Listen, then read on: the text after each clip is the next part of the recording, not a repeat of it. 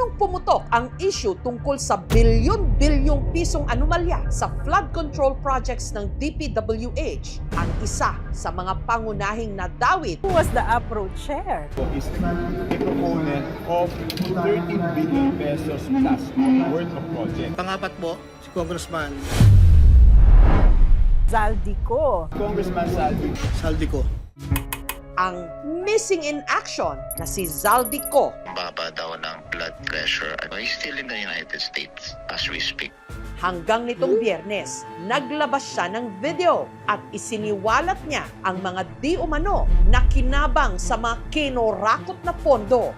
Kabilang na si dating House Speaker Martin Romualdez, pati na si Pangulong Bongbong Marcos.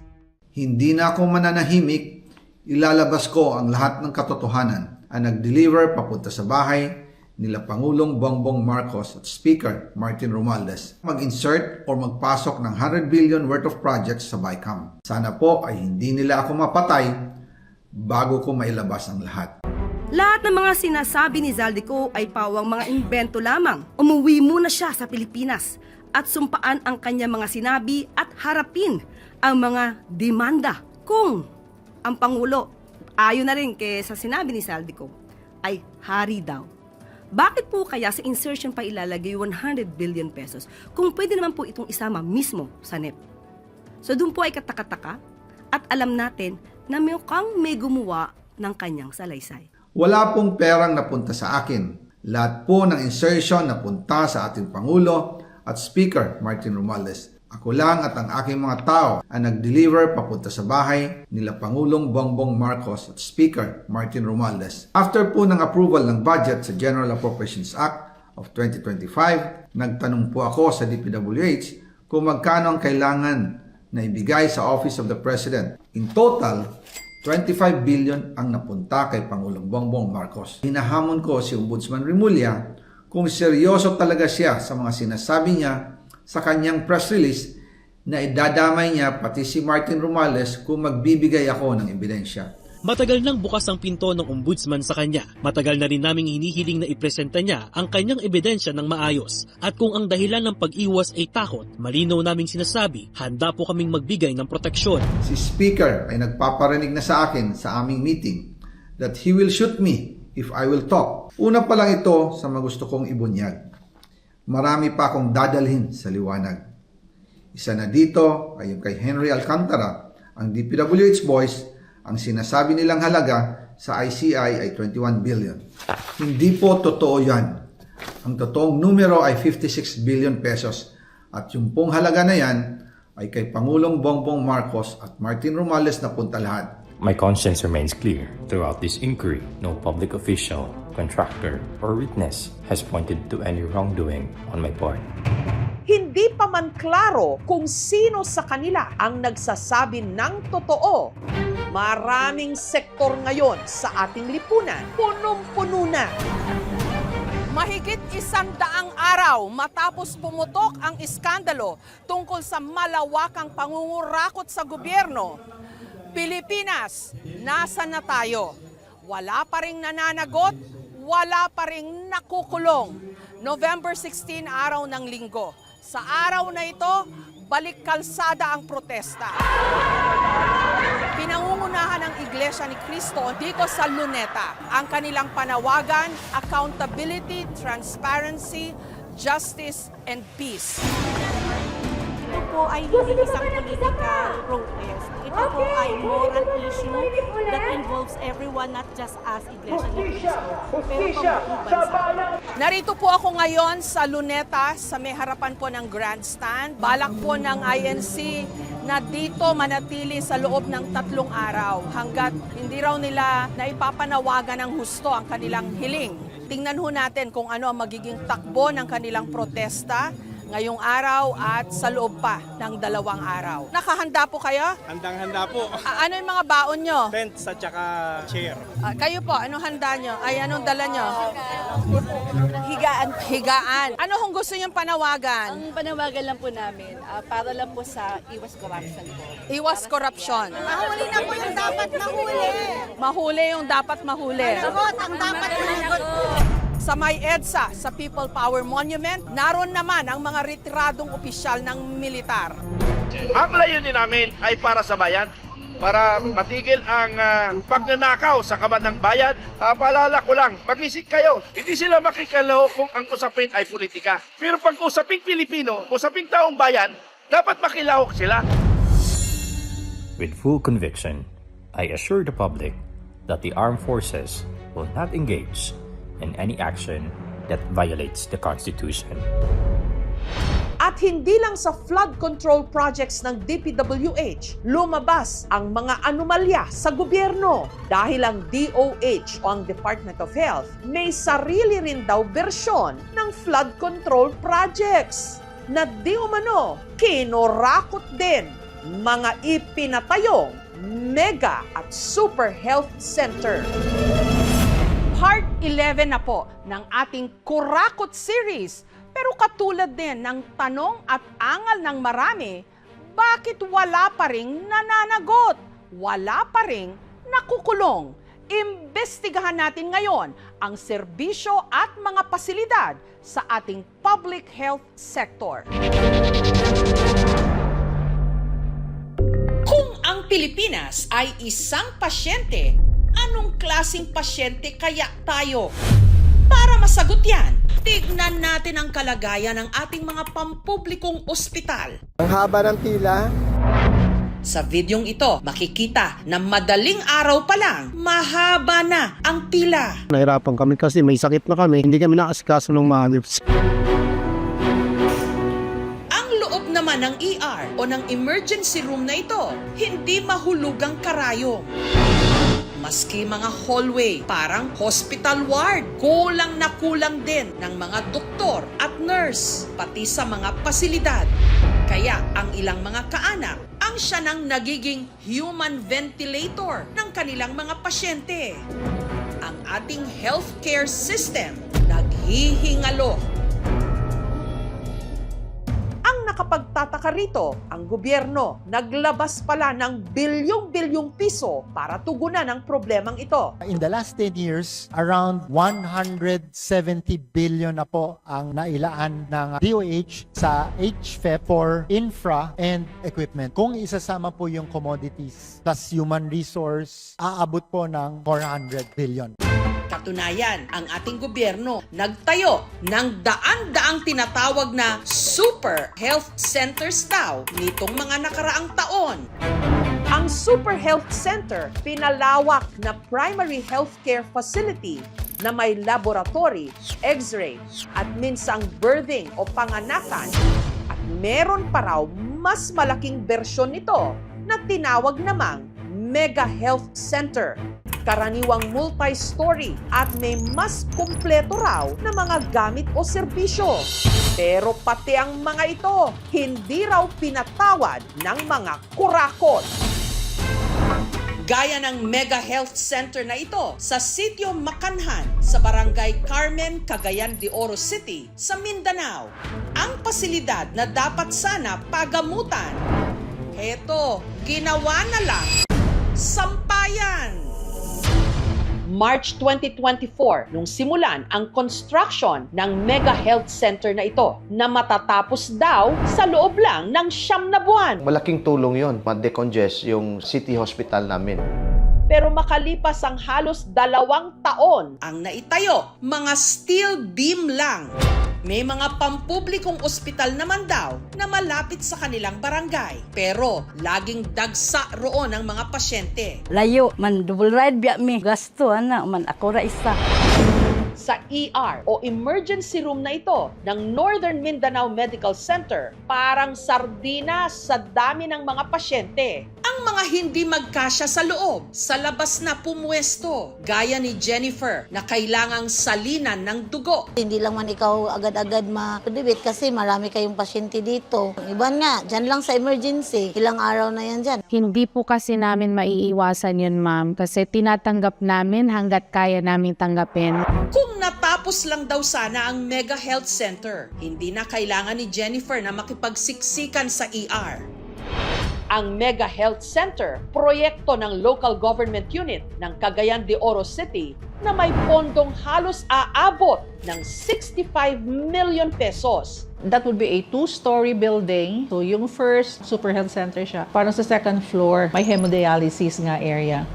Pero ang problema, ang kontraktor na Nurben Engineering and Building Contractor, ayon sa LGU, inabando na raw ang proyekto. Supposed to be January, tapos na yan. Pero kung tingnan niyo, columns at beams lang yan, amounting to 18 million. Masakit at tingnan.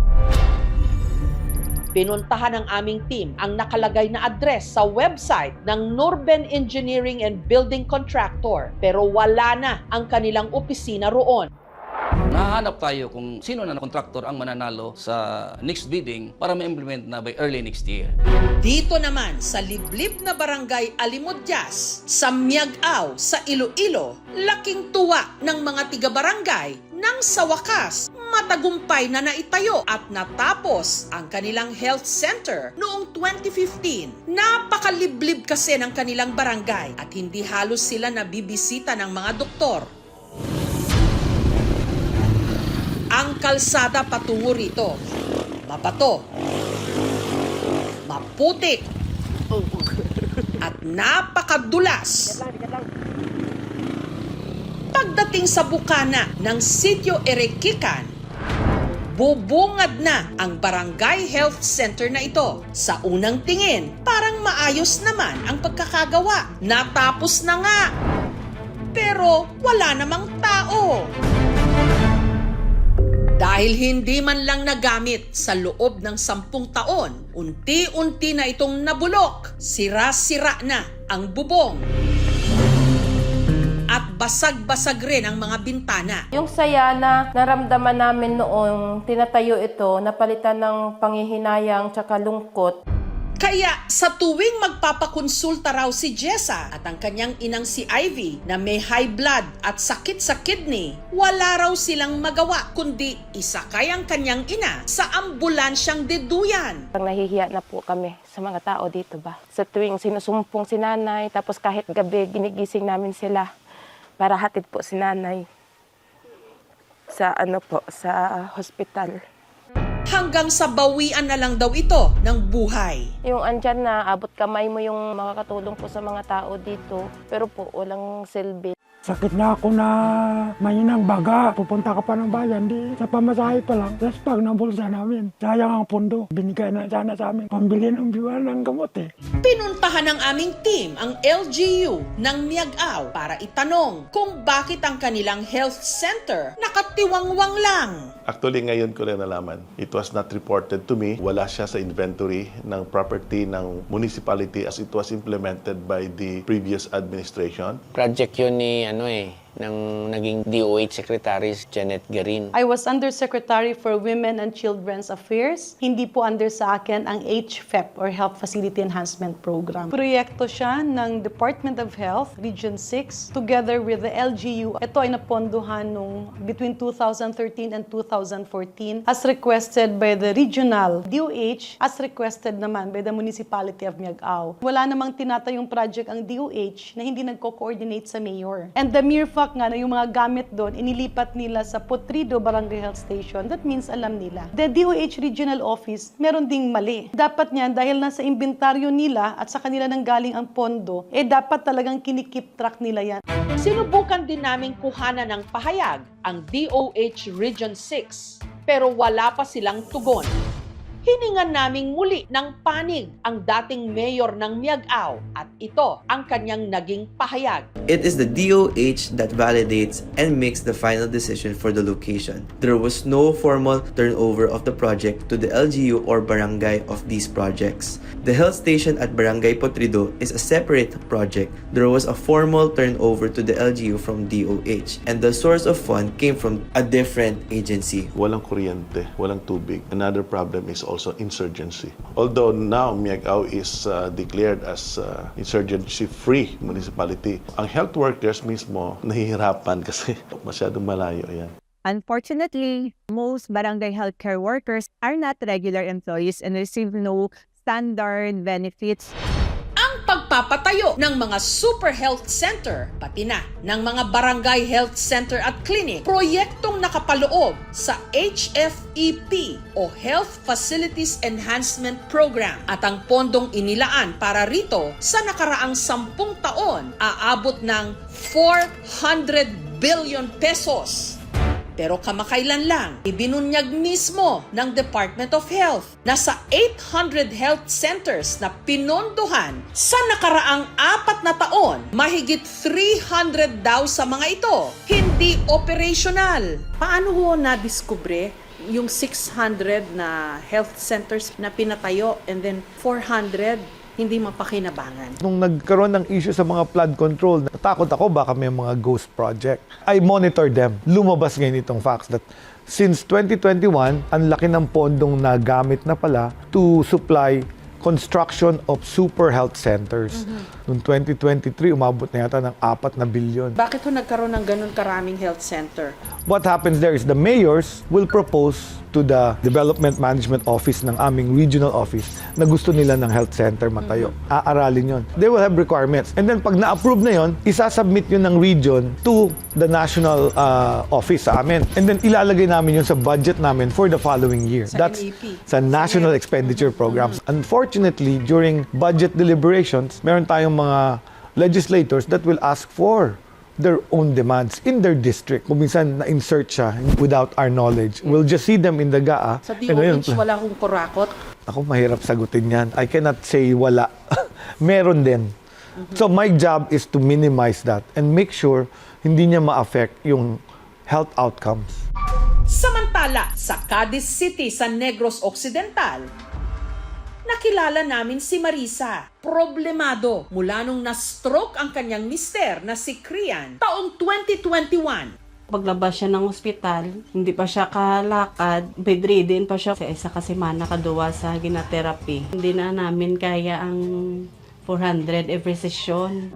Sa minsan lang pagkakasakit, lahat ng ipon nilang mag-asawa, ubos. Masakit din po kasi siyempre hindi mo mabibigay ang kanilang mga kailangan.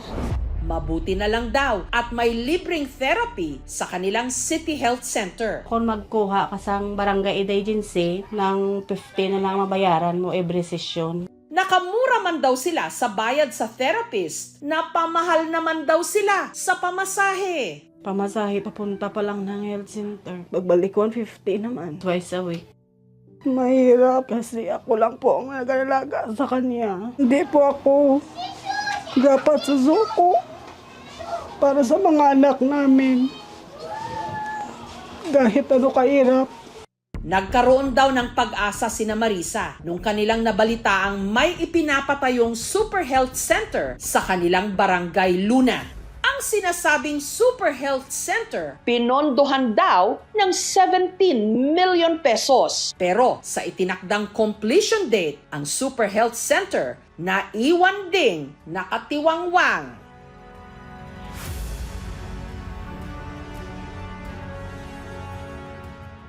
Ang paligid nito, tinubuan na ng damo. Ang mga bintana at pintuan, butas-butas pa. Habang halos kalahati ng sahig, hindi pa nasisimento. Sa pananaliksik ng aming team, ang kontratista, Durabuild Construction. 17 million pesos ang pondong inilaan para rito. 7 million raw nagmula sa local government unit ng Cadiz. Habang ang 10 million nanggaling sa Department of Health. I signed the MOA because there's really a need, no? And the concept is good. Priorities change sa LGUs. It's actually an additional burden for us. Probably 10 million a year will be not enough to operate and manage. Ang inilaan namang 7 million pesos mula sa kanilang LGU, hindi na raw nailabas. Ang pinagtuunan daw kasi nila ng pansin at pondo ngayon ang ipinatatayong ospital. Meron ditong district hospital, yung Cadiz District Hospital, but under the provincial government. And it caters lahat ng LGUs. Kahit malapit sa amin, minsan mahirap din magpa-admit kasi no vacancy. Ayon naman kay Negros Occidental 2nd District Congressman Alfredo Marañon, nangako raw ang DOH na dadagdagan pa nila ito ng 6 million para tapusin ang Super Health Center hanggang 2026. Sinubukan din naming kunan ng panig ang Durabuild Construction tungkol sa mga aligasyong ibinabato sa kanila.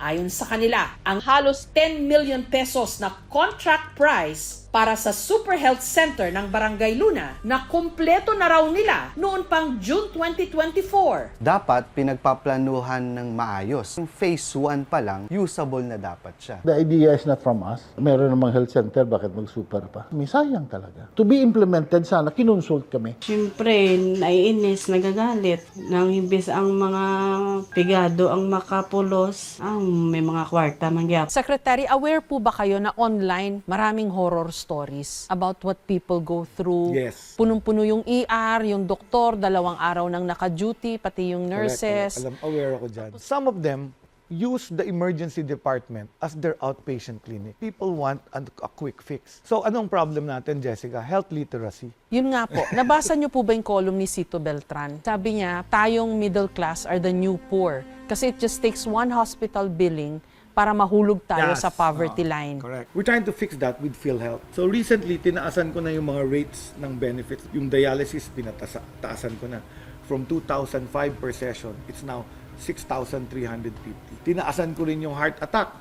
From, I think, 75,000, tinaasan ko to 500 plus thousand. Pero may mga nagsasabi po na hindi daw po totoo yung zero billing. Kasi nga, pumupunta sila sa LGU Hospital. So ang dapat pong puntahan? Department of Health Hospital. At saka huwag kayong magpa-private. Kasi pag sinabi nyo, sa private ward ako, excluded ka na. Pero Secretary, yung mga pumipila po, like dito sa East Ave Medical Center, hospital po ng DOH to, ang haba po ng pila, gabi-gabi, pag minsan. Pero dyan, nag-open na rin ako ng bukas na 24 hours. Ayaw mo may pila, magbayad ka. Pero kung gusto mo libre, I'm sorry, pipila tayo. Kasi limited yung hospitals. At the phase na nag-change tayo ng health system, it will take time to build it. So Secretary Erbosa, kung ang Philippine public health sector ay isang pasyente, nasaan po kaya siya? Discharged na siya. Primary healthcare na ang kailangan ko. Ang internist at cardiologist na si Dr. Anthony Tony Liachon, kilala sa pagiging kritikal at matapang na tagapagsulong ng reforma sa sistemang pangkalusugan ng ating bansa. Doc, kung ang Pilipinas ay isang pasyente, nasaan ho kaya tayo? Tayo po nasa ICU na ngayon. In fact, malapit nang mamatay. Naku naman. Na malapit sa morgue na. Yun ang pag-picture sa sitwasyon natin ngayon. Napaka-grim. Oo. Yung sakit natin, wala nang lunas. Ganun po ba? Wala nang lunas Kasi ang unang-una, yung doktor na tumitingin, walang awa. Yun ang unang-una. Gobyerno po yun? Gobyerno or cabinet secretaries. Kasi pag nasa ICU ka, di ba maraming espesyalista doon kasi maraming sakit So multi-organ failure yan di ba? Pero may attending physician, yan ang Pangulo ng Pilipinas, di ba? Ang problema, hindi naman nakakasigaw yung pasyente. Hindi naman nakakalakad dyan para kumuha ng guarantee letter. Kaya ang health natin, pinakamalubha sa buong Asia. In fact, nananakaw pa nga yung PhilHealth funds. Yung syntax law, niyurakan. Makikita mo, pag pumunta ka sa mga ospital, namamatay ka na lang dyan. Kung may cancer ka, wala. Kaya sa mga nakikipagsabuatan upang kunin ang pondo ng bayan at nakawin ang kinabukasan ng ating mga mamamayan, mahiya naman kayo. Yung sinabi ni Pangulo na mahiya naman kayo, kasi wala na siyang particular na escape act Yung mahiya naman kayo, nakaturo din sa kanya yun Kasi unang-una, hindi mo minanage siya ng ayos Siniro pa rin niya ang budget for 2025. Ito po yung PhilHealth. Mga kababayan, kung hindi nyo naunawaan, kinuhanan tayo ng 60 billion, wala tayong budget for 2025, ang nakuha sa atin ay 130 billion. Ngayon, walang nakakaalam na naisahan tayo ng gobyerno. Pera nyo yun Ito yung contribution natin sa PhilHealth, buwan-buwan. Kinakalta sa sweldo natin. Para pag nagkasakit ka, meron kang ayuda from PhilHealth. Exactly. Kaya sinasabi kong kawawa tayo. Kasi sarili nating gobyerno, ninanakawan tayo. Mako-confine ka ng matagal, magkakanda utang-utang ka. Mamamalimos ka, magmamakaawa ka, o mamamatay ka na lang. For a country na napakadaming pera dahil may pondo na, ninanakaw pa para sa kalusugan. Matatandaang noong 2024, nadiskubre na meron daw 89.9 billion pesos na sobrang pondo ang PhilHealth. Pero ang sobrang pondo iniutos ng Department of Finance na ibalik sa National Treasury bilang bahagi ng tinatawag na unprogrammed appropriations na nitong mga investigasyon sa Kongreso at sa Senado, sinasabing pinagmulan din ng mga kinorakot na pondo. Noong October 2024, nag-issue ng TRO o Temporary Restraining Order ang Korte Suprema sa paglipat ng ekstrang pondo. Dapat daw kasing magamit ito para sa nararapat. Yung 60 billion na yan, ibabalik na natin sa PhilHealth. Sabi ng Pangulo, isoli na. So that is a belated admission of guilt. Kasi sinoli niya, nasa pabelya. Anong oras na ngayon? More than a month. Isang taon na ho. Isang Higit taon na. mula nung naisoli final ba? yun. Yung 60 billion at 10% na time deposit, magkano yun? 6 6 billion. billion. O, saan napunta yun? Sino ang kumita dun? Yung PhilHealth po. Kasi pinapasoli na po ni Presidente pero hindi pa ho yata na ibabalik. Dito sa budget na to, sa Yung- 2026 money yun. Yung 60 Yung billion. 60 billion. So parang hiniram yun, ginamit yun. So we will put it back. It will be used for the primary care benefit package. Ang pwede mo makontrol ngayon, which ang presidente ang may hawak, executive branch, iutos lang because the PhilHealth is under the office of the president.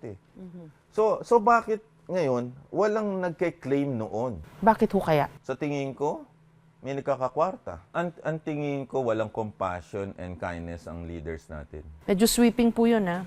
Hindi, tingin ko, kulang sa mga leader natin ng may moral courage. Tsaka wala tayong mga leaders ngayong patriotic, nakikita ko. Wala na Jose Rizal ngayon eh. And that's the reason we are failing as a country. Ang kalaban natin noong unang panahon ay Kastila. Ngayon ang kalaban natin, kapwa Pilipino. Naiiyak po. Hindi, yan ang totoo. Yan ang pinakamasakit na hindi katanggap-tanggap. Naiiyak ako sa mga sinasabi nyo. Real talk siya eh. Oo nga po. Sa bawat araw na lumilipas na nakikita ko, walang pag-asa eh. Pag nagbukas ka ng social media, makikita mo doon, labanan ng DDS, pro-BBM, kakamping, pero walang nag-iisip ng bandera ng Pilipinas. Yun ang kulay dapat nating lahat eh. Ang daming unfinished business, nakatayo, substandard. Nakatayo, walang doktor at nurses. So, dapat pinupunan niya. Pumunta doon ng isang cabinet secretary ng kalusugan. O, tingnan natin to ha. Sumbong na natin, baga maunahan pa tayo. Bakit hindi namomonitor yan? To the credit of the Secretary of Health, Dr. Liachon, Secretary Erbosa, siya mismo nag-expose nito, ha? Aftermath.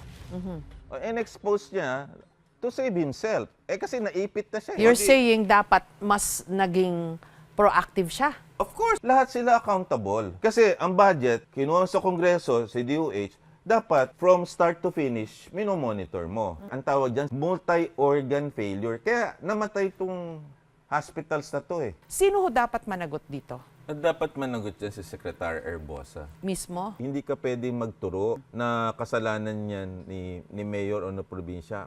Sorry po ha, pero sabi ho niya dito sa health centers, dapat daw kasi mas naging proactive centers. You know, it's very easy to be a critic. That's the easiest thing to do. Fixing a system, making it stronger, is the hardest thing. Critics who've never even worked in the health system, who've never become health secretary, easy lang kayo. You probably don't know what the hell you're talking about. How do you address critics po? Like Dr. Liachon? If you have a suggestion that's good, I will follow it. But if you're just going to criticize me without a solution, sorry, I'm busy. I'm trying to solve the healthcare system of this country. Nandyan na po yung mga health center na yan. 800 kanyo, 600 nga lang po unang na-report. Paano ho yun? Hindi nga magamit. Sino ba ang accountable? Di ba yung Secretary of Health din? Oo nga po. Kayo rin po yun. Ako din yun. Kaya nga inaayos ko. No, but there will be people that will be accountable in certain cases. Yung tinakbuhan yung project. Didemanda ko yung contractor noon. You're confident po where things are, that things will improve? I'm confident because I have a president who is health conscious. Who is, for the first time, I've seen the president na focused on health. We've never had, this is the highest budget we've had ever. I think aabot ng 400 plus billion with the additions. May pag-asa yung pasyente natin? Hindi ako nawawala ng pag-asa as long as buhay ang pasyente. Kaya lang, ang oras wala na sa ating side eh. kailangan magmadali tayo bago tayo talagang bumulusok pababa. Dapat may hustisya ho ito. Habang hindi natin nakakamit ang justice, hindi tayo mapapatahimik. Ikulong yung mga kurakot. Yan. Hindi lang sa flood control, hindi lang sa edukasyon, sa kalusugan, at lahat ng sangay ng pamahalaan.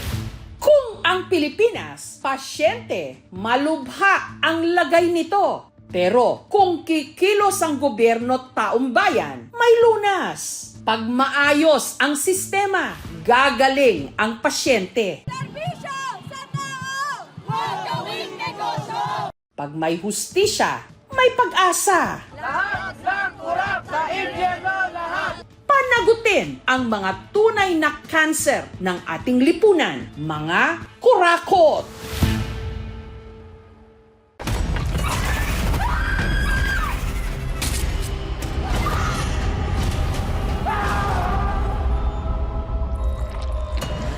Alangga ko ikaw, Apo. Alangga ko man, Kaula. Ba't ka nagsiman? Maharap ko to eh. Para kay Lola din. Hindi ko na ho alam, hindi ko naiintindihan kung anong nangyari sa kanya. Baka siguro kayong gagawin namin ng lahat para sa kanya. Wala ka ba talaga nakita, Arner? Wala ka narinig? May gumagala na berbalang dito sa atin.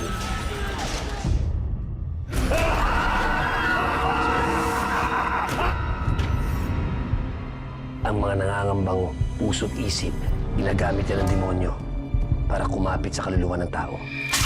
Alam mo kung sino yung dapat mong ipagdasal na hindi mo makita?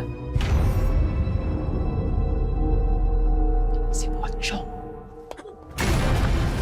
Kumakain ng patay, may mata ng pusa, may pakpak ng pangke, lumalakas kapag kabilugan ng buwan. Mag-iingat ka sa masusunod mo sasabihin. You know about the Pochong? Please repent from talking about Pochong. Do not attract its attention. Father Rex, yan po bang pinakamatinding sanik na naharap ninyo? Hindi ako titigil hanggang hindi ako nakapaningin. Hindi tayo mapapatay. Kakampi natin ang Diyos.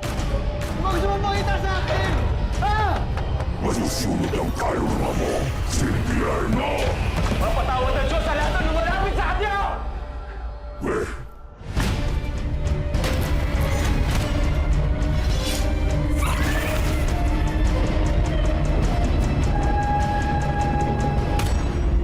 Ito po si Jessica Soho at ito ang Gabi ng Lagim.